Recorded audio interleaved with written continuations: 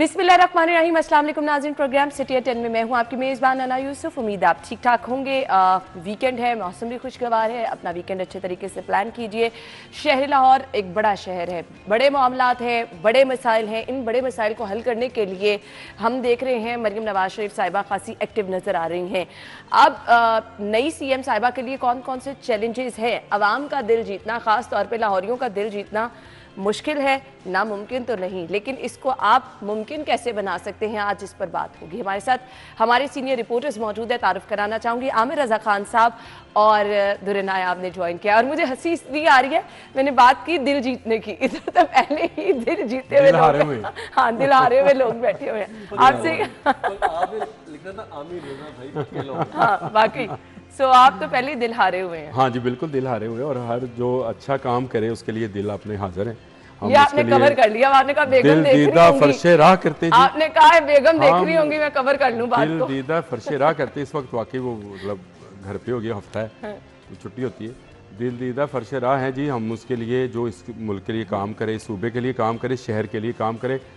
आप मुझे बताएं मोहसिन नकवी की क्या क्वालिटी थी कि लोग उससे आज उसके जाने के बाद भी इस तरह प्यार करते हैं। मैंने ये सिर्फ इसलिए नहीं कहा, मैंने और चैनल्स के प्रोग्राम देखे जो लोग रोड शो करते हैं। आप ज़रा सिर्फ रोड शो देखें तो वो लोगों से पूछ रहे थे कि नई वज़ीर आला कैसी होगी, नया वज़ीर आज़म कैसा होगा, तो वो एक ही बात करते हैं, यार मोहसिन नकवी जैसा नहीं होएगा। अब ये वो क्रेडिट है जो ना मोहसिन नकवी से आप छीन सकते हैं, ना मैं छीन सकता हूँ, ना दुरे भाई आप छीन सकते हैं। जो बंदा काम करता है, अल्लाह ताला कहता है, अल्लाह ताला फरमाते हैं बल्कि कि मैं किसी के काम को रायगा या किसी की मेहनत को रायगा नहीं करता। ठीक है जी। तो जिस बंदे ने मेहनत की है, जिस बंदे ने इतना शहर के लिए, सूबे के लिए डिलीवर किया, बल्कि मैं ये कहता हूँ पाकिस्तान के लिए डिलीवर किया। अगर कोई रोड बना है तो उस पर सिर्फ लाहौर के लोग सफ़र नहीं करेंगे। ये गुजरांवाले बाईपास और मोटरवेज बने, और ये जो बंद रोड प्रोटेक्टेड कॉरिडोर बन रहा है, इस पर क्या सिर्फ लाहौर के लोग सफ़र करेंगे? ये कराची से लेके खैबर तक जो है लोग इस पर सफ़र करेंगे, तो ये सबका फ़ायदा हुआ ना। बेशक। तो ये देखना जो है ये बड़ा ज़रूरी है कि मरियम नवाज़ जो है, मैंने आपसे पहले भी कहा था कि दो किस्म की रोड्स हैं, एक बुज़दार रोड है, एक मोहसिन नकवी रोड है। ये किसका इंतखाब करती हैं? जिस तरह का इंतखाब करेंगे उस तरह का लोग रिस्पॉन्स देंगे। ये ज़रूरी नहीं है कि लोग जो हैं, और माशाल्लाह यंग भी हैं, एनर्जेटिक भी हैं मरियम नवाज़। उनकी मसरूफियात जो हम देख रहे हैं, सोशल मीडिया पे उनकी मसरूफियात नज़र आ रही हैं। दुर्रे नायाब फिलहाल तो राइट ट्रैक पर नज़र आ रही हैं। मुझे लगता है लोगों की पसंदीदा CM बन जाएंगे। जब बुज़दार साहब आए थे हमने तब भी इस तरह बेस्ट विशेज़ का इजहार किया था, लेकिन वो अनफॉर्चुनेटली ज़्यादा देर नहीं चला। हम हर आने वाले वज़ीर आला की तरफ इसी तरह देखते हैं कि वो कुछ परफॉर्म करें, डिलीवर करें, और मैं इसी नीयत से मोहतरमा मरियम नवाज़ साहिबा को भी बेस्ट विशेज़ कहता हूँ।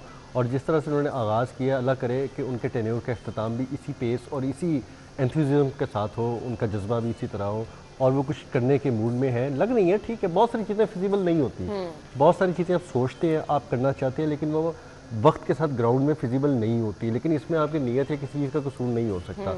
आपकी खूबसूरती और आपकी सोच की अकास ये है कि आप उस चीज़ को फिजिबल बनाएं और उस चीज़ को कर गुजरें, जिस तरह क्योंकि मुश्किल नहीं ना होता, जिस तरह मोहसिन साहब ने किया। मोहसिन साहब ने जहाँ डेवलपमेंट्स के बहुत काम किए, उन्होंने एक चीज़ का बहुत बेहतर अंदाज से परफॉर्म किया जिसका कोई जिक्र नहीं करता।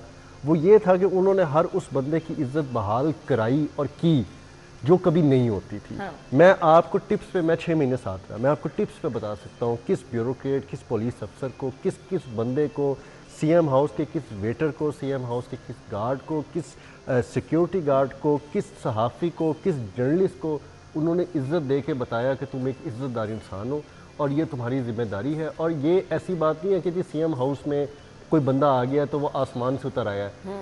ये जो उन्होंने ये मिथ तोड़ी है ना, मैं बहुत मिस करता हूँ कि काश कोई बंदा ये बात का इजहार करे, कोई बोले, कोई कहे कि जो ये उन्होंने फरिश्ता सिफ्त इंसान के तौर पे उन्होंने जो ये मिथ तोड़ी है ना, ये भी कोई तोड़े। अब इस चीज़ में ये चैलेंज बहुत है। अब जो ब्यूरोक्रेसी है, पुलिस अफसरान है, जो स्टाफ है, हम जर्नलिस्ट है, अब हम ये देखते हैं कि हम उसी इज्जत और तकरीम के साथ काम करें। वो अब आने वाली वज़ीर आला से ये भी एक आसान रसाई भी मेरे ख्याल से बहुत आसान रसाई लोगों की बड़ा एक अहम आसान रसाई। मोहसिन साहब की अगर हम बात करें तो ये आसान रसाई भी उन्होंने, लेकिन ना वो तो हर किसी के बीच में रहे, वो तो कुछ चीज़ माइंड नहीं करते थे। वो तो सख्त से सख्त सवाल को भी मुस्कुराहट में टाल देते थे, और वो किसी भी चीज़ को, किसी भी सख्त सवाल को वो सिर्फ डाटा और एनालिटिकल आपको कहते थे कि चलें आप मुझे एनालिटिकल बता दें कि आपने जो कहा जी जुराइम बड़ा बढ़ गया है, तो आप बता दें एक हफ्ते में कितना जुराइम बढ़ा है। तो अगर किसी जर्नलिस्ट के पास वाकई ट्रू स्टोरी में उसने काम किया होता था वो जवाब देता था, अदरवाइज सारे बंदे खुद ही माजरत करके सवाल वापस लेते थे। देखिए उन्होंने किसी से कन्फ्रंट नहीं किया, उन्होंने किसी से लड़ाई झगड़ा नहीं किया, छीना झपटी किसी के साथ बदतमीजी, वो कभी भी ऐसा नहीं हुआ, सिंगल वन टाइम नहीं हुआ। उनकी ज़ात पे भी सवाल उठाए गए, उनके काम पे भी सवाल उठाए गए, उन पे बहुत सारी नफरत का कुछ सियासी जमातों की तरफ से भी इजहार किया गया, लेकिन उन्होंने किसी चीज़ को नहीं किया, खन्ना पेशानी के साथ आगे चले। तो अभी जो मरियम साहिबा का तर्ज अमल है वो बहुत बेहतर अंदाज में जा रहा है, कम अज़ कम वो हर जगह जाना शुरू हो गई है। और मैं आपको हमेशा परवेज़ इलाही साहब की भी मिसाल देता था कि वो घर से निकलते ना 10 दफ़ा एक हॉस्पिटल के सामने गुजरेंगे लेकिन वो हॉस्पिटल जाते नहीं थे, और इसी तरह वो किसी थाने के सामने 25 दफ़ा गुजरे होंगे लेकिन वो जाते नहीं थे वहाँ पे। इसी तरह बहुत सारे लोग अपने इन चीज़ों में रूटीन में गुजरते, लेकिन वो ये सोचते थे कि शायद ठीक है सब सही चल रहा है और हम लोग अगर नहीं जाएंगे या हम जाएंगे तो कुछ बदल नहीं जाएगा। लेकिन जाने का फ़ायदा ये सिर्फ ये नहीं होता कि आप वहाँ जाके प्रोटोकॉल लगा के दुनिया को बताएं जी कि मैं आ गया हूँ। आपने वहाँ पे फैसले करने होते हैं, आपने वहाँ पे स्टेप लेने होते हैं, आपने बहुत सारी चीज़ों पर सोचना होता है। अब आपके हॉस्पिटल्स बहुत अच्छे हो गए, आपके हॉस्पिटल्स में दवाइयों का, बाकी टेस्टों का, लैब्स बहुत बेहतर होगी। अब मरियम साहिबा आगे चलने का सोच रही है, ये बहुत पॉजिटिव बात है। मैं आपसे यही पूछने वाली थी कि चैलेंजेस क्या क्या हैं, क्योंकि हम लाहौर का चैनल है, आप लोग बाहर मूव करते हैं, आप लोगों से बेहतर मसाइल कोई नहीं जानता, तो लाहौर के कौन से ऐसे चैलेंजेस और मसाइल? मैंने एक बात, सॉरी आपकी बात काट रहा हूँ, एक सीनियर ब्यूरोक्रेट से मेरी एक मुलाकात थी, और सीनियर इसलिए मैं कह रहा हूँ कि वो अब रिटायर हो चुके हैं। तो मैंने उनको कहा कि आप बताएं ये मोहसिन नकवी कैसा वज़ीर आला है। तो उन्होंने कहा कि ये पाकिस्तान की हिस्ट्री का पहला वज़ीर आला है जिसको ब्यूरोक्रेसी ड्राइव करनी आती थी। कहता है ब्यूरोक्रेसी के साथ बहुत सारे तल्लुकात शहबाज शरीफ साहब के रहे, परवेज़ इलाही साहब के बड़े तल्लुकात रहे, बट ड्राइव करना नहीं आता था, इनसे काम लेना किसी को नहीं आता था। हमें अंदाज़ा नहीं था कि ये एक जर्नलिस्ट है, ये शुरू में यही था कि ये कैसे काम करेगा, इसको ब्यूरोक्रेसी इस तरफ से उठाएगी, यानी वो खुद को तो अभी भी ब्यूरोक्रेट समझते हैं। वो कहते हैं हम ये समझते थे कि हम इसको जिस तरफ मोल्ड करेंगे ये उस तरफ चला जाएगा, लेकिन उसने खुद ड्राइव किया, वो ड्राइविंग सीट पर बैठा, पूरी ब्यूरोक्रेसी की बस बढ़ी, जिस तरफ उसकी आंख गई उस तरफ पूरी ब्यूरोक्रेसी गई। ये काम किसी को आता है, और दुआ करें कि ये काम मरियम को भी आ जाए।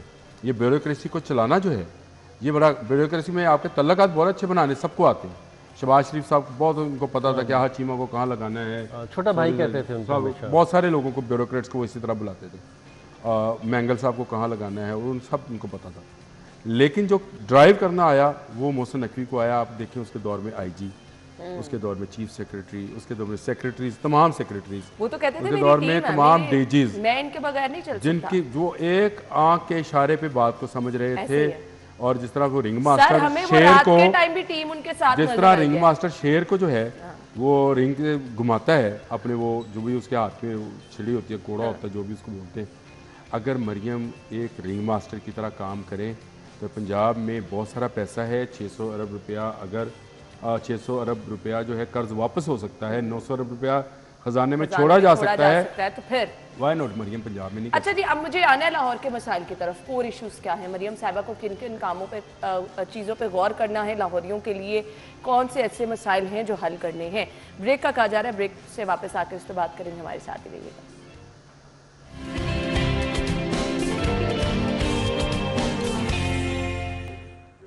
Welcome back once again. एक बार फिर से खुश आमदीद कहेंगे। दिल कैसे जीता जा सकता है? दिल हारे लोगों से तो हमने अब पूछना ही नहीं है, शहर के मसाइल की तरफ आना है। दुरे नायाब देखें, दिल हारों के लिए सिर्फ मैं एक बात कहूँगा कि हमें आगे चलें और मौका दें, और कुछ चीज़ों को ना वक्त के साथ अल्लाह ताला उनकी नीयत के फल भी देता है, और अगर उनकी नीयत ठीक नहीं होती तो उसका भी उनको रिजल्ट मिलता है।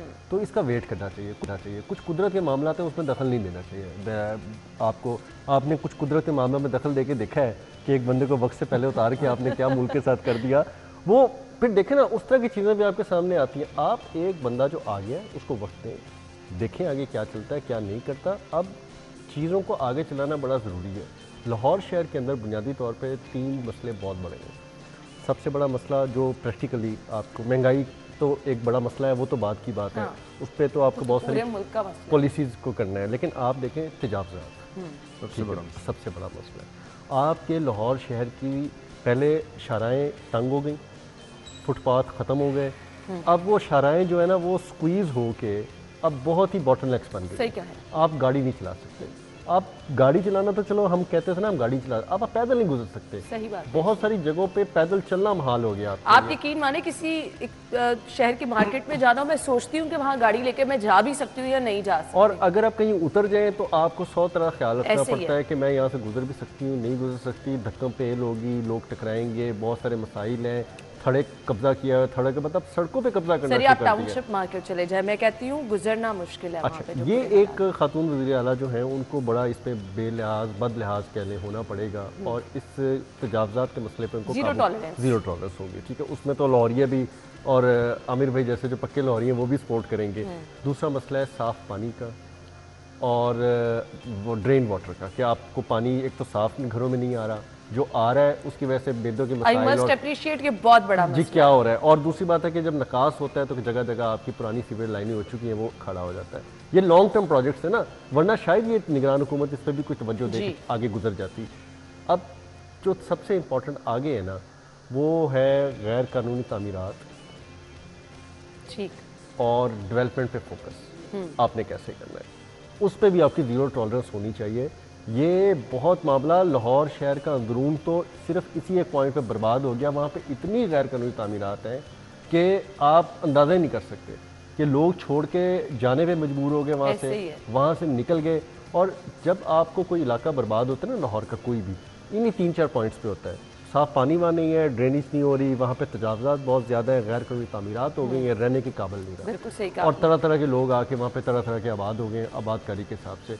बाकी चीज़ें जो है ना वो सेकेंडरी हैं, जिसमें आपका लॉ एंड ऑर्डर है, आपकी महंगाई है, आपके बड़े मसाइल हैं, वो चीज़ें डेफिनेटली उस पर फोकस। अब आपने बड़े आराम से ये मसाइल 3 तो हाईलाइट कर दिए, ये बहुत बड़े चैलेंजेस हैं, इसके लिए आपको बहुत ज़बरदस्त किस्म की पॉलिसी बनाने की ज़रूरत है। और ज़ीरो टॉलरेंस की अगर हमने बात की है तो इस पे तो बड़े बड़े माफियाज इन्वॉल्व हैं आमिर भाई। बिल्कुल, ये माफिया जो है ये कहीं बाहर नहीं है। मैंने पहले भी एक बात की थी, ये हमारी ब्यूरोक्रेसी के अंदर ये माफिया मौजूद है जो ये तजावज़ात ख़त्म नहीं होने देता है। इनकी क्या दिहाड़ियाँ हैं वहाँ पे, क्या इनका मसला है मुझे ये नहीं पता। लेकिन एक नया फुटपाथ बनता है, मैं हमेशा मिसाल देता हूँ भाई, जहाँ रहता हूँ वहाँ की मिसाल दूंगा। खाड़क नाले वाला जो रोड है, इस पर इन्होंने कोई 50 फुट 40 फुट का फुटपाथ बनाया। आज उस पर दुकानें बन गई हैं जो कि कच्ची दुकानें हैं, पक्की दुकानें तो नहीं हैं। लेकिन कोई मछली बेच रहा है, कोई मुर्गी बेच रहा है, कोई सब्जी बेच रहा है, कोई फल बेच रहा है, कुछ ने गन्ने की मशीन लगा ली है। एलडीए कहाँ पर है इस पे? एलडीए सो रहा है और पहले भी सो रहा था, क्योंकि किसी का घर बन रहा होता है अभी बना। मैं दुरे भाई को ये भी बताना चाहता हूँ, दुरे से मैं अक्सर जिक्र भी करता हूँ यार, फुटपाथ बना, उस पर टफ टाइल लगी। टफ टाइल के साथ साथ एक बंदा, वो एलडीए का था कि वासा का था, वो बंदा आता था, वो लोगों के वो जो बांस है ना दुकानों के, उसकी निशानदेही करके वहाँ से टाइल उखाड़ता था और बांस खोदता जा रहा था और लगाता जा रहा था। अच्छा, मैंने उस वक्त भी इसी प्रोग्राम के अंदर ये की कि यार ये बंदा कौन है और इसको कौन पैसे देगा। फिर मैंने वो एक अमरूद वाले का किस्सा भी आपको सुनाया जो कि क्रीम ब्रा के बाहर लगाता, कहता है 10,000 रुपये देता है, ये हाई कोर्ट छोड़े सुप्रीम कोर्ट भी आ जाए ना तो मेरी रेडी नहीं हटा सकती। क्यों? मुझे पहले बताया दिया जाएगा और ये मैं आपके अमरूदों में से ये पैसे पूरे करूंगा। ये मैं कहानी आपको सुना चुका हूँ। इसमें कोई दूसरी पुलिस स्टेशन वाले जो आते हैं कहते हैं जी वो हमसे लेके जाते हैं, और जो ये कारपोरेशन वाले आते हैं वो तो कारपोरेशन कह रहा था एलडी का, शायद इसको मुझे भी वो डिविजनिंग है ना, कुछ एरिया कारपोरेशन के कुछ एरिया। वो कहता है जी 10,000 रुपये महीना लेते हैं मेरे को, ਤੁਹਾਡੇ ਕੀ ਖਿਆਲ ਹੈ ਤੁਸੀਂ रेडी लियाओगे थे ला लोगे, लगा के दिखाओ मैंने। हम सारे रेडी वाले नहीं छोड़ेंगे। तो जहाँ फुटपाथ पे दुकानें दुरे भाई बना दी, मुझे बताएं मैं माफिया उनको कहूँ या उनको कहूँ जो ये जिन्होंने ये दुकानें बनवाई, जो ये चला रहे हैं, जिन्होंने ये बनाना। और कल को यहाँ पे मैं अभी आप ऑफ द एयर प्रोग्राम में दुरे भाई से रिक्वेस्ट कर रहा था कि वो जो शॉर्टेस्ट रूट टू मोटरवे है जिसका मोहसिन नकवी साहब ने क्रीम ब्लॉक से कनेक्ट करेगा, क्रीम ब्लॉक से कनेक्ट करेगा, वो शॉर्टेस्ट रूट होएगा, पेट्रोल बचेगा, ट्रैफिक बचेगी, लोगों की हैजल बचेगी और सीधा वो मोटरवे पहुंचेंगे। मैं इनसे कह रहा था, रिक्वेस्ट कर रहा था, हमारे लिए भाई एलडीए भी यही है, हमारे लिए वज़ीर आला भी यही है, हम इसी को रिक्वेस्ट करते हैं, इसको पता है। आमिर भाई मोर्से साहब ने 2-3 चीज़ें बहुत अच्छी की। एक शॉर्टेज रूट की बात मैं पहले कंक्लूड करूंगा कि वो कंटिन्यूटी में है कि बरकर जो क्रीम ब्लॉक है उस पर तो आपका अंडरपास है, मंजूर हो गया, उस पर तो काम स्टार्ट इंशाल्लाह हो जाएगा। अब आगे जो खाड़क वाला और उसके बाद उसने जाके एक जो ट्रम्पेट इंटरचेंज एक नई टर्मिनोलॉजी है उसको बनाते हैं, बना के जो लिंक करना है बाबू साबू से और फिर आपने आगे चले जाना है मोटरवे पे, वो बड़ा ज़रूरी प्रोजेक्ट है। उसकी वजह यह है कि वो लाहौर शहर की आधी ट्रैफिक जो लाहौर से बाहर जाने वाली है वो इस तरफ डाइवर्ट कर देगा। इस तरफ डाइवर्ट, ठीक है, वो माल नहीं जाएगी, वो जेल रोड नहीं जाएगी, वो फिरोजपुर मुल्तान नहीं जाएगी, उधर से ठोकर नहीं जाएगी, ठोकर नहीं जाएगी, ठीक है, यतीम खाने नहीं जाएगी, तो वो बत्ती चौक नहीं जाएगी, न्याजी चौक नहीं, बहुत सारी जगहों पे उसको सारे को ट्रैफिक उठा के नहर और नहर से फिर आप ले जाएंगे बाहर, तो वो रूट बहुत ज़रूरी है। दूसरी बात जो उन्होंने की कि जब निगरान सेटअप था उन्होंने एक कानून पास किया कि जो राइट ऑफ वे है ना वो मस्ट बी रिस्टोर, यानी कि अगर किसी ने हक आसाइश गुजरगाह किसी का छीना हुआ है तो वो मस्ट बी रिस्टोर, और वो जगह जो है वो वापस जो है वो कौन करवाएगा, वो सबसे पहले ट्रैफिक प्लानिंग एजेंसी जो रोड की जिम्मेदार है टीपा, वो पहले देखेगा किसने कितनी जगह कवर की है, वो उसको रिस्टोर कराएगा, और ये तमाम फंक्शन उन हराम खाने वाले लोगों से लिया गया जिन्होंने ये तजावज़ात कायम कराई थी, यानी कि LDA में वो टाउन प्लानिंग से लेकर टीपा को दिया गया। लेकिन अनफॉर्चुनेट ये हुआ कि टीपा को चूँकि इसका तजर्बा नहीं था और 2-3 महीनों के अंदर वो परफॉर्म नहीं कर सके, और मैंने ये 2-4 दिन पहले भी स्टोरी में काफ़ी हाईलाइट किया है कि वो परफॉर्म ही नहीं कर सके। अब इसको आगे वे फॉरवर्ड देखना होगा कि राइट ऑफ वे लाहौर का कौन बहाल कराएगा। वो राइट ऑफ वे कमर्शियल भी है, वो राइट ऑफ वे रेजिडेंशियल भी है। आमिर भाई के घर के सामने कोई गली मोहल्ले में जाके रेडी लगा देता है, कोई वहाँ पे कच्ची दुकान कर देता है, कोई मोची बैठ जाता है, तो ये वो राइट ऑफ वे है, यानी कि उर्दू में मैंने इसका मतलब निकाला था हक आसाइश गुजरगाह, जबरदस्त मतलब निकाला। हाँ, तो ये कौन बहाल कराएगा? हक आसाइश गुजरगाह, ये तो आसाइश है ये जो आपको फराहम करनी है, जो आपका बुनियादी हक है, जो रियासत की जिम्मेदारी है किसी भी शहरी को हक है, वो कौन फराहम करेगा, इस पे बहुत बड़ा चैलेंज है। और ये वो जो मैंने उससे पहले कहा कि मरीम नवाज साहिबा को बहुत बड़ा चैलेंज तजावज़ात की सूरत में देखना होगा, ये उसी के अंदर एड्रेस होगा, और इस पे तो मैं समझता हूँ कि बिल्कुल आपको 0 टॉलरेंस करनी चाहिए। लेकिन ये मुमकिन कैसे बनाया जा सकता है? आमिर भाई ने कहा कि इस पे माफिया जिनका आप जिक्र करें वो ब्यूरोक्रेसी नहीं, किसी नए बंदे से उम्मीद वाबस्ता हो सकती है ना, किसी पुराने बंदे से जो बार बार वज़ीर आला आ रहा हो, जो बार बार MP MNS, यानी आपको मरियम साहिबा से उम्मीद है? मैं नए बंदे से कोई भी होता, इसकी जगह कोई भी होता अगर नया बंदा, तो मैं उससे भी उम्मीद करता, लेकिन नया होता सही, और अगर वो कुछ करना चाह रहा होता। अच्छा, ये चले मेरी कोई बात नहीं है, ये बात मुस्लिम लीग नून की भी नहीं है, तो मरीम साहिबा की अपनी भी तो सियासी बका है ना, बिल्कुल है, कि अगर उनको पहली दफा मौका मिला है, जबरदस्त बात, तो ये आखिरी मौका तो नहीं होना चाहिए ना। चले आप वो भी छोड़ें, चले इस पे तो मुझे अब बहुत सारे माफियाज का रोल आ जाता है, कुछ बहुत बड़ी एफर्ट करने की जरूरत है, कुछ बहुत बड़ी प्लानिंग करने की जरूरत है, क्योंकि हम अपने बचपन से अगर देख रहे हैं कि इतना बड़ा शहर का मसला है तो दिनों में तो हल नहीं होगा, इसके लिए एक मौसर प्लानिंग की जरूरत है। साफ पानी मैं नहीं समझती इतना बड़ा मसला है। हमारे इस प्लेटफॉर्म पे जितने बड़े बड़े डॉक्टर्स साहिबान आए हैं, चाहे कोई चाइल्ड स्पेशलिस्ट आया है, जिस मर्जी हमने फील्ड से डॉक्टर को बुलाया, उन्होंने कहा जी साफ पानी आज हमारा बड़ा मसला है, 10,000 बीमारियों की जड़ ही ये साफ पानी है। सो इसको अगर मुमकिन बना दिया जाए तो कितनी आसानी हो जाएगी, और ये कैसे मुमकिन बनाया जा सकता है, इस पर बात होगी ब्रेक के बाद। स्टे विद अस।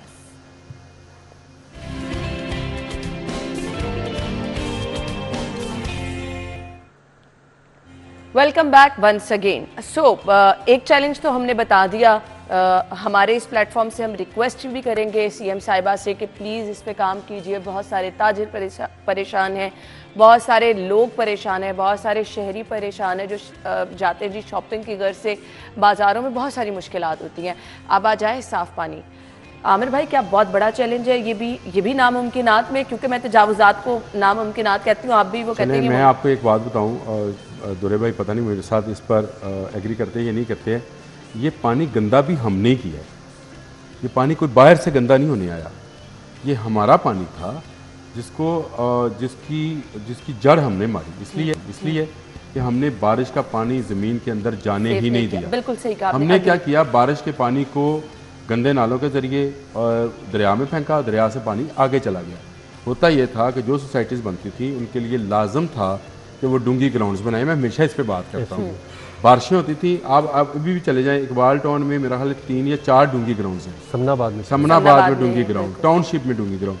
आपकी जितनी नई सोसाइटीज़ बनी, क्योंकि वो तो खैर कब्रिस्तान की जगह भी नहीं देते, जो नई सोसाइटी आपकी छोटे छोटे नामों से बन गई, उनको किसने बनवाया, किसने उसका पैसा कमाया, किसी को कुछ पता नहीं। ना वो कम्युनिटी सेंटर है वहाँ पे, ना ग्राउंड्स है, ना पार्क्स है, ना ग्रीन एरिया है। और जहाँ ग्रीन एरिया है वहाँ पर बदनसीबी से हमारा PHA है, बदनसीबी मैं इसलिए कहता हूँ कि PHA जैसा अदारा नहीं होना चाहिए जिसने जेल रोड की डूंगी ग्रीन बेल्ट को उठाकर रोड से 1.5 फुट 2 फुट ऊंचा कर दिया।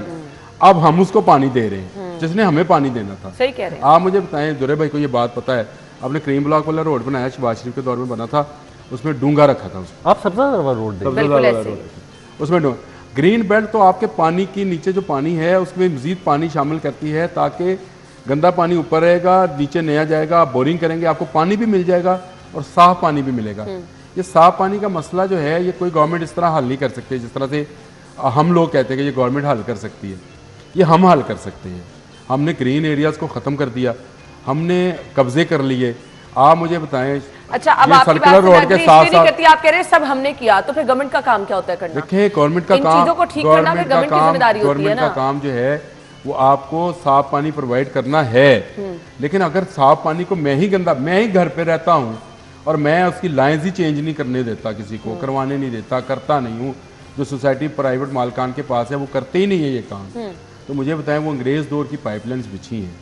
क्या हमने कभी गवर्नमेंट को इस बात पे सपोर्ट किया कि यार इसको बदले? एक जगह पे बदला भी था शायद LOC के साथ साथ, वो एक पैकेज था जिसमें हमजा शहबाज शरीफ साहब का इनिशिएटिव था, उसका गेस्ट्रो पैकेज था। जब तक आप ये बारिश के पानी को सेव करने के लिए कनाडा में आप कोई मकान नहीं बना सकते जब तक आप बारिशी पानी के लिए अलग से ड्रेन नहीं बनाएंगे। और जर्मनी में पानी जो आप ले रहे हैं उसका भी मीटर है, और जो पानी यूज करके चाहे वो वेस्ट वाटर है, ड्रेन वाटर है, वॉशरूम, उसका भी ड्रेन आउट होने का भी मीटर है। वाह वाह। तो फिर आप अंदाजा करें। और ये नहीं हो सकता अन्य पानी जाया किया जाए, नहाई जा रहे। हम तो सुबह उठते हैं आमिर भाई तो 3 को दफा तो नहाने का प्लान बना लेते हैं कि सुबह भी नहाना है, दोपहर भी नहाना है, रात भी नहाना है। तो देखें ना हम कर क्या रहे हैं। हमने सबसे ज़्यादा लॉस ये किया कि जो ड्रेनेज के लिए जहाँ पे सीवरेज नहीं थी वहाँ पे गर्कियाँ बना दी। वो सारा पानी जो है वो सोसाइटियों में भी गर्कियाँ बना दी, आपके अंदरून में भी अभी भी गर्की सिस्टम बहुत चलता है, वो सारा पानी नीचे जो है वो इंजेक्ट हो रहा है। जो साफ़ पानी के लिए, बारिशी पानी के लिए नाले बनाए गए, जो ड्रेन बनाई गई, उसमें हमने गंदा सीवरेज पानी डाल दिया। तीसरा हमने ये किया, सबसे बड़ा नुकसान जो किया कि हमने पाइप साल बदले ही नहीं, तवज्जो किसी ने भी नहीं दी, चाहे वो कोई हुकूमत थी, उन्होंने ज़ेरे ज़मीन पानी पे उस तरह से तवज्जो दी ही नहीं पाइपों पे। अब वो इतने ज़्यादा उसमें गंदे हो गए हैं कि आर्सेनिक उसका लेवल काफ़ी हाई हो गया है। तीसरी बात यह है कि ये सिर्फ पाइप बदले गए थे, जाहिद अजीज़ साहब MD थे, उस दौर में बदले गए थे, और उस दौर में पानी का जो गिरता हुआ जो आपका लेवल था 3 मीटर तक जो गिर रहा था वो रुक के 1 मीटर पे आ गया था। उसके बाद मैंने कोई अच्छी खबर नहीं सुनी। इस बात को भी कोई 3 साल हो गए कि ज़ेरे ज़मीन पानी के लिए कोई अच्छी खबर आए। अब हम क्या कर रहे हैं, हम साफ़ पानी निकालने के लिए सिर्फ लाहौर की बात कर रहा हूँ, अर्बन लाहौर की, रूरल भी नहीं। हम लाहौर का साफ़ पानी निकालने के लिए वासा जो कि शहर में 55% पानी दे रहा है, बाकी लाहौर कंटोनमेंट बोर्ड है, वॉल्टन है, MCL है, 55% पानी देने के लिए वासा 88 करोड़ रुपए माहाना बिल देता है। 88 करोड़ सिर्फ लाहौर के 55% पानी देने के लिए 600 ट्यूबवेल लगे हैं, उसका 88 करोड़ रुपए बिल आता है। और उस 88 करोड़ अगर मुझे बताएं, मैं तो जिस वक्त मैंने ये फिगर सुना था मेरे तो होश उड़ गए थे कि अभी आप 100% अर्बन लाहौर को नहीं दे रहे, बिल्कुल आप सिर्फ 55% लाहौर को दे रहे हैं, आधा आपके लिए। 600 ट्यूबवेल दिन रात चल रहे हैं और 88 करोड़ रुपए बिल है। ये कहाँ पे बात रुकेगी? और ये मैं वो बता रहा हूँ जो मैंने भी ये 4, 5, 7 रुपए बढ़ाए, इसको निकाल के बताया हूँ। आज तो मेरे ख्याल वो 1 अरब को क्रॉस कर गई होगी। तो 88 करोड़ रुपए वो कमाते नहीं है, जो वो लगाना पड़ जाता है, सब्सिडी वो लेते हैं, और उसके बाद मुख्तलिफ जगहों पे उन्होंने पैसे बचा के जुर्माने लगा के लोगों की जेबों से निकाल के खर्चे पूरे कर रहे हैं। ये सस्टेनेबल मॉडल लाना पड़ेगा। चाहिए दुरे नया, फिर इस टॉपिक को wind up madam, sustainable model लाना पड़ेगा। चाहे मरियम नवाज साहिबा हो, चाहे मोहसिन साहब थे या कोई भी था, अगर टाइम होता तो वो एक सस्टेनेबल मॉडल उनके ज़हन में था, वो उसको ला सकते थे। लेकिन अब इनको भी एक सस्टेनेबल मॉडल की तरफ जाना पड़ेगा। आपको जब तक वासा अपने बिजली के खर्च नहीं बचाएगा और लोगों को पानी के वक्त की पाबंदी नहीं करवाएगा ना, मैंने कभी नहीं हो सकता। मैंने देखा वैसे सोलर पे चलते हैं ट्यूबवेल, मैंने देखे अगर लाहौर से बाहर जाए ना, मुल्तान की तरफ मैं गया चलते हैं वो सोलर पे चल रहे थे, हमारे ट्यूबवेल सोलर पे नहीं होते। हम अभी जा रहे हैं इस तरफ तो, लेकिन एक लंबा प्रोसेस है। अभी इन्होंने ड्रेन सिस्टम सोलराइजेशन एक किया है, एक ड्रेनेज को, जो कि ये आपको मोटरवे के जो लिंक है ठोकर से जब आप जाते हैं बाबू साबू की तरफ, राइट साइड पे इन्होंने एक सोलर प्लांट लगाया है, गालबन आपके सब्ज़ाजार के एंड पे, और आपके जो एंड रोड होती है खाड़क वाली, वहाँ पे उन्होंने एक उसको तजर्बा किया, बहुत अच्छा तजर्बा है। आपको सोलराइजेशन में जाना पड़ेगा। प्लांट है ना वो। Water treatment. और लाहौर शहर की बदकिस्मती है कि फैसलाबाद में वाटर ट्रीटमेंट प्लांट है, लाहौर में कोई वाटर ट्रीटमेंट प्लांट। अंदाजा करें आप। खैर, हमने अब तीसरे पॉइंट की तरफ आना है जो गैर कानूनी तामीरात का जिक्र किया था दुर्रे नायाब ने। ब्रेक के बाद उस तरफ आएंगे, हमारे साथ रहिए।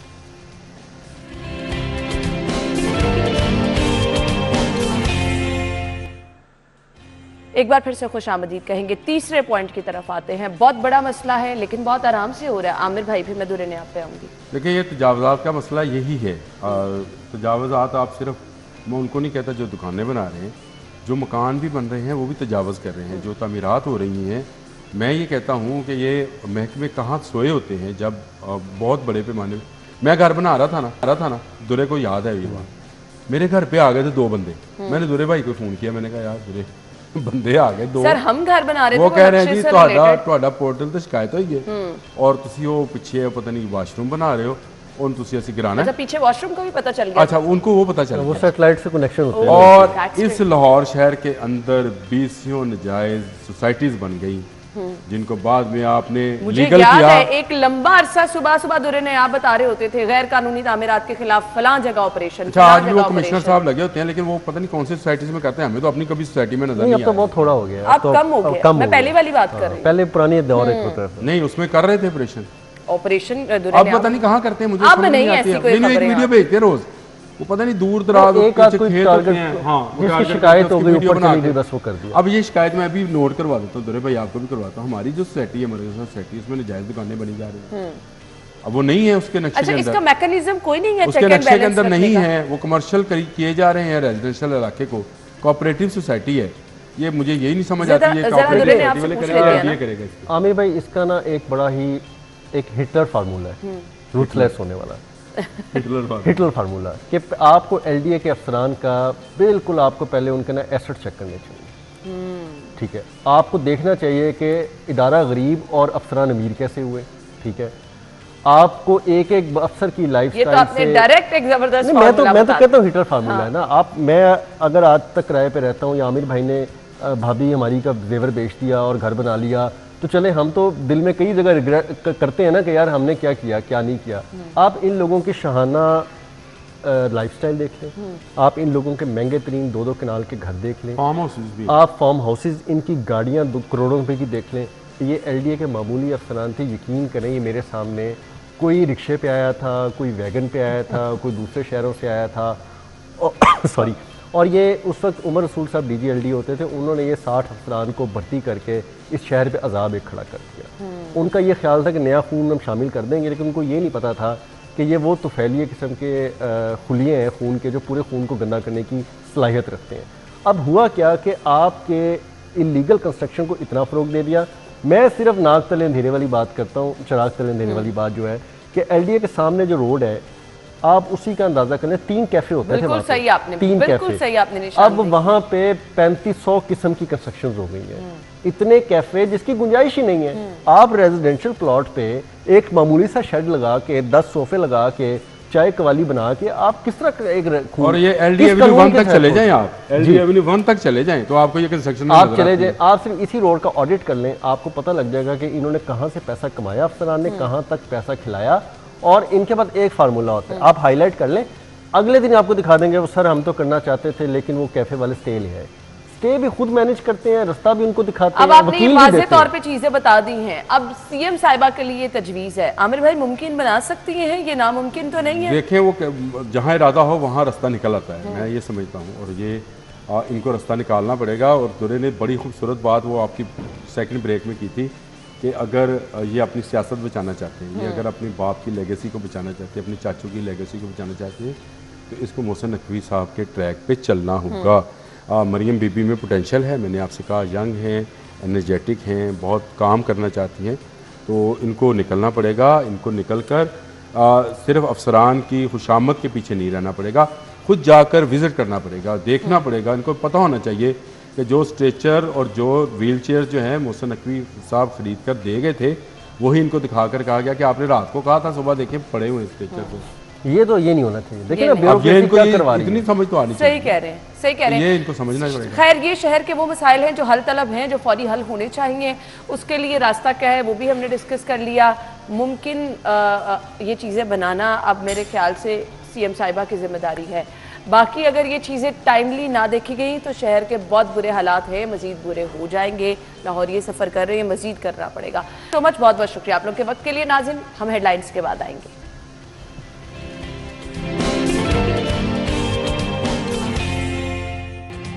Welcome back once again. Program के हिस्से में जी हम हमेशा से आपकी मुलाकात कराते हैं उन लोगों से जो कि दूसरों के लिए इंस्पिरेशन तो होते हैं, अपनी फील्ड में बहुत ज़बरदस्त कमाल महारत रखते हैं। सो इन लोगों को मिलवाने का मतलब ये होता है कि इनको अप्रिशिएट तो करना ही करना है। उन लोगों के लिए मोटिवेशन बनना होता है जो कहते हैं कि अच्छा जी थोड़ी से कम वसाइल में हम काम नहीं कर सकते हैं। तो बहुत सारे लोग हमने ऐसे भी आपसे मिलवाए जिनके पास वसाइल ना होने के बराबर थे और वो किस लेवल पर पहुँच गए। मेहनत आपकी कभी रायगा नहीं जाती। आज की मेहमान का तारुफ मैं कराना चाहूँगी। सना सईद हमारे साथ मौजूद हैं, पेंटर हैं। सो ज़बरदस्त काम उनका स्क्रीन पर हम आपको दिखाएंगे।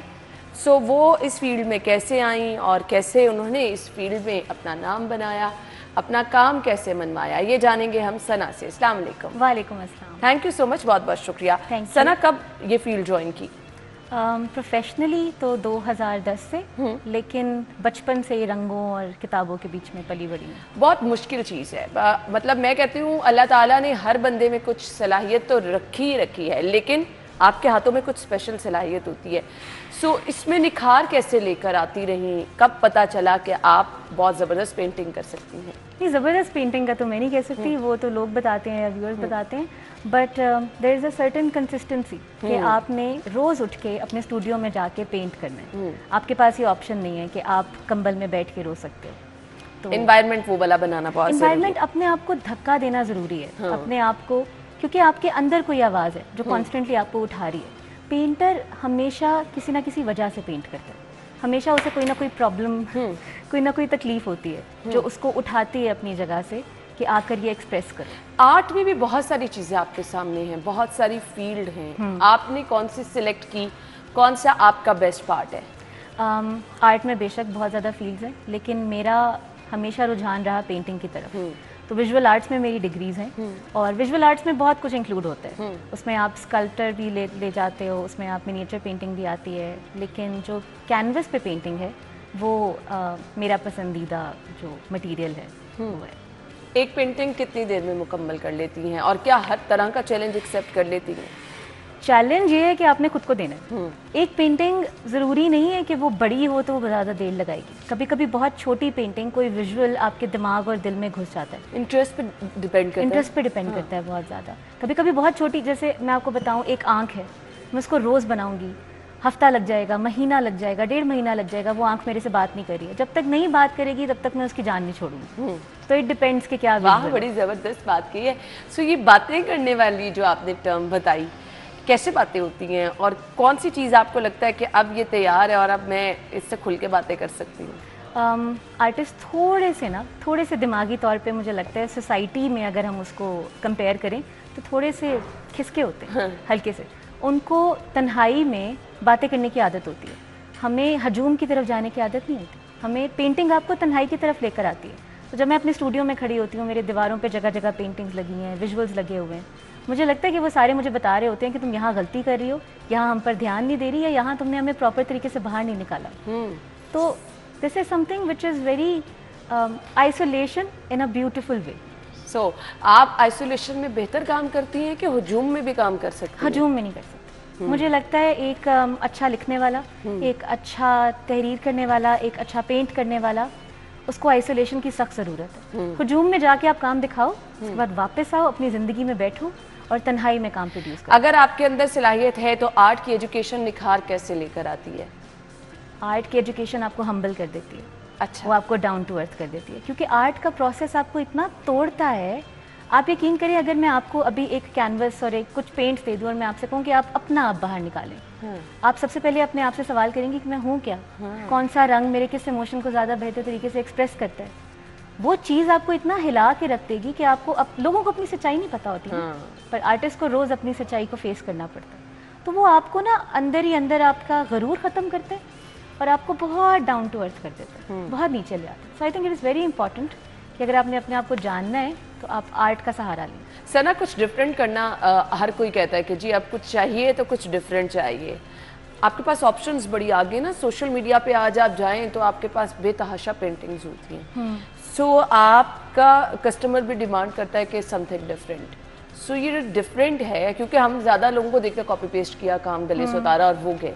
ये डिफरेंट कैसे क्रिएट किया जाता है? ये डिफरेंट ये है कि हर इंसान डिफरेंट है। हाँ।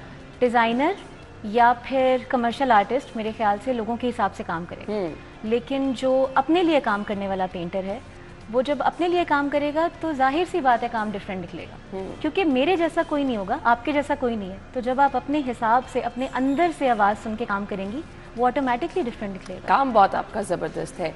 कभी कुछ ऐसा लगा कि ये बहुत मुश्किल है?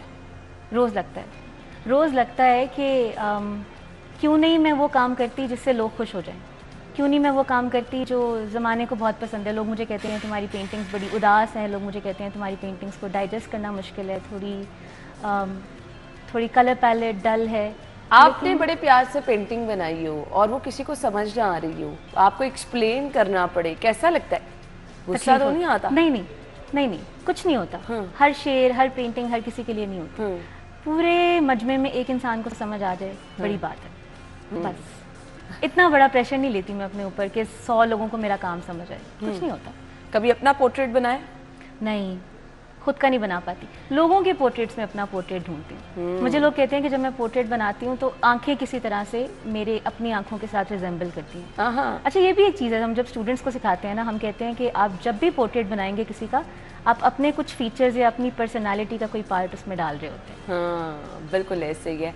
अच्छा, मुझे ये बताएं कि वो लोग जो कि ये फील्ड ज्वाइन करना चाहते हैं, सब लोगों को लगता है एक बड़ा सेटअप होना चाहिए। आप जैसे एक स्टूडियो कह रही हैं कि मैंने बनाया, वो स्टूडियो होना चाहिए, महंगे कलर्स होने चाहिए, महंगे ब्रशेस होने चाहिए। पेरेंट्स कहते हैं ये फील्ड मतलब आप इसमें क्या करोगे बेटा जाकर, स्कोप एज सच नहीं है, पाकिस्तान में इतना स्कोप नहीं है, या फिर आपने अगर आगे जाके कमाना है तो अच्छा कैसे कमा सकोगे? क्या सजेशंस हैं उन स्टूडेंट्स के लिए? I came from a middle class family और ऐसा नहीं था कि कोई हीरे जवाहरात के ढेर लगे हुए थे, लेकिन अगर आपके पास स्किल है ऐसा मुमकिन ही नहीं है कि आप कहीं पहुंचोगे नहीं। हाँ। ऐसा नहीं है। हाँ, ये है कि आर्ट्स की फील्ड बहुत ज़्यादा तरक्की कर चुकी हुई है पहले के मुकाबले। पहले होता था क्योंकि आपके पास सोशल मीडिया नहीं था, आपके पास इंस्टाग्राम नहीं था, फेसबुक नहीं था। अब तो आपके पास सामने एक प्लेटफॉर्म है, अपना काम बनाओ, आप लगाओ। हाँ, आपको किसी प्लेटफॉर्म की जरूरत नहीं कि आपने उस वहाँ जाके इसकी तशहीर करनी है। आपको किसी सहारे की जरूरत है नहीं, आप खुद कर सकते हैं और लोग फीडबैक फौरन देते हैं। सहारे हैं, गैलरीज हैं, पूरी आर्ट मार्केट भी है मुल्क की, लेकिन अगर वो आपको एक्सेप्ट नहीं कर रहे, मैं वही कह रही हूँ ना, किसी एफर्ट की ऐसी जरूरत नहीं है। आप अपनी पेंटिंग अपने सोशल मीडिया हैंडलर पे लगाएं और आपको फौरन फीडबैक आना शुरू हो जाता है। मैं अपने बच्चों से कहती हूँ कि आप सोशल मीडिया को जाया नहीं करें। हमारे टाइम पे तो वो नहीं था ना, हमारे टाइम पे तो फेसबुक नई आई थी, हमें पता नहीं होता था क्या लगाएं, गंदे गंदे स्टेटस लगाते रहते थे। लेकिन अभी आप आर्ट पेजेस, आप अपनी आर्ट मार्केट वहाँ से चला सकते हैं। यू हैव बिजनेस अकाउंट्स जिनको आप हैंडल कर सकते हैं। टैलेंट पाकिस्तान में मौजूद है क्या? बहुत ज़्यादा। मैं जिस इदारे में पढ़ा रही हूँ NCA, वहाँ पे मैं परेशान हो जाती हूँ कि एक बच्चे के पास देने के लिए इतना कुछ है कि मेरा ना भर जाता है, ओवरफ्लो हो जाता है। हाँ। जब 30-35 बच्चे अपने आइडियाज़ लेकर आ रहे होते हैं, मैं कहती हूँ मैं कितनी लकी हूँ। ये बातें लोगों को ज़िंदगी में सुनने को नहीं मिलती जो मुझे डेली बेसिस पे मिल रही होती। So extremely talented people in Pakistan. So आपको अपने काम को लेके जब लोगों का फीडबैक आता है तो कैसा महसूस होता है? कभी कभी बहुत खुशी होती है और कभी कभी डर लगता है। मुझे एक्सेप्टेंस से बहुत डर लगता है कि कहीं मेरे सर पे ना चढ़ जाए ये चीज़। जब लोग कहते हैं ना वो तुम बहुत अच्छा पेंट करती हो, तो मैं अपने आप को समझाती हूँ कि नहीं, तुम अभी अच्छा पेंट नहीं करती, तुम अभी बहुत बुरा पेंट करती हो, क्योंकि अभी कुछ अंदर जिंदा है जो कह रहे हैं कि अभी मैं बाहर नहीं आया। तो वो अपने ऊपर नहीं आने देनी। मैं बता रही हूँ ना, आर्ट आपको बहुत हम्बल कर देती है। अच्छी पेंटिंग के लिए किन चीज़ों की ज़रूरत होती है? आपको पेंट कलर का इंतखाब अच्छा करना है, आपको किन किन चीज़ों का ख्याल रखना है अगर आप एक बहुत ज़बरदस्त पेंटिंग बनाना चाहते हैं? बहुत ज़बरदस्त पेंटिंग के लिए सच्चाई की ज़रूरत है। आप जो भी पेंट कर रहे हो, आप सच्चाई से पेंट करो। अगर आप लेट्स से आप कोई टॉपिक पेंट कर रहे हैं, आप विमेन एम्पावरमेंट की बात करना चाहते हैं, अगर आपको दिल से फ़र्क नहीं पड़ता ना विमेन एम्पावरमेंट का, तो आप नहीं बात कर सकते। आपकी पेंटिंग में वो नज़र आ जाएगा। तो जो कलर, वो बात की बात है, कैनवस कलर कैसे बनाने, सच्चाई के साथ पेंट करना है। क्या पेंटिंग सभी लोग कर सकते हैं? क्या ये वो लोग जिनको अलिफ बे भी नहीं पता, पेंसिल पकड़नी भी नहीं आती, उन लोगों को भी आपने काम करते देखा है? पेंटिंग तो बच्चा भी कर लेता है, पेंटिंग तो 1 साल का बच्चा भी कर लेता है, वो तो हमने कुछ टेक्निकल स्टैंडर्ड्स बना दिए हुए हैं ना। तो पेंटिंग तो इंसान के अंदर पैदा होते ही कुछ लोगों के तो अंदर ही एक सलाहियत मौजूद होती है, कुछ लोगों को उसमें बहुत मेहनत करनी पड़ती है। अच्छा, आपको लगता है कि बॉर्न आर्टिस्ट होते हैं? अल्लाह ताला ने कुछ लोग के अंदर स्पेशल सलाहियत तो रखी होती है, इस चीज़ से इनकार नहीं है, और कुछ लोग बड़ी मेहनत करके उस मकाम पे पहुंचते हैं। लेकिन मैंने देखा कि मेहनत करने वाले ज़्यादा बेहतर तरीके से किसी मकाम पे पहुंचते हैं। बॉर्न आर्टिस्ट को अगर आप बता दो ना कि तुम तो बॉर्न आर्टिस्ट हो, तुम्हें आता है, तो वो सीखने का अमल रुक जाता है। No doubt. मैसेज क्या देना चाहेंगे देखने वालों को? देखने वालों को यही मैसेज देना चाहूँगी कि हमारे मुल्क में फिलवक्त सबसे ज़्यादा ज़रूरत है आर्ट एंड क्राफ्ट्स की, कल्चर को रिवाइव करने की। इतना रिच, इतना डीप और इतना सेलिब्रेटरी कल्चर है हमारा, अगर हम उससे हमें अपनी पहचान वापस मिल जाएगी। बिल्कुल, हम भूल गए। बिल्कुल आपने सही कहा। थैंक यू सो मच, बहुत बहुत शुक्रिया। मैं बहुत इम्प्रेस हुई हूँ आपकी बातों से, सीरियसली।